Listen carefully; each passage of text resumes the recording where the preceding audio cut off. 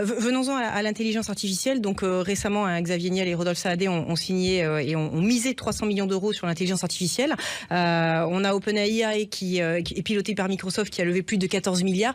On est un petit peu dans deux mondes là-dessus. Et comme je le demandais à François Bitouzé, est-ce que vous avez le sentiment, alors c'est bien, c'est mieux que de ne rien faire, qu'on peut quand même prétendre à une position internationale dans ce domaine? Alors oui, bien sûr, un grand oui. Alors d'abord, vous parlez de cette initiative Qtay, qui est une super initiative qu'il faut saluer, française. Il y en a plein d'autres. Il y a notamment la start-up Mistral qui cartonne, qui a fait une très belle levée de fonds de 500 millions d'euros. Et c'est pas fini, ça continue, ça n'est que le début de cette aventure.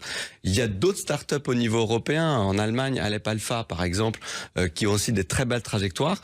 Donc moi, je crois que c'est possible. On a les talents, ça c'est très clair sur l'intelligence artificielle en France, et on en a plus qu'ailleurs. Je vous donne 3 chiffres. 1%, la France c'est 1% de la population mondiale, c'est 3% du PIB.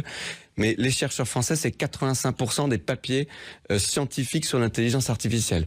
Donc on a les talents, on a besoin de plus de financement, mais donc on va réussir pas en étant seul, en faisant ça en européen.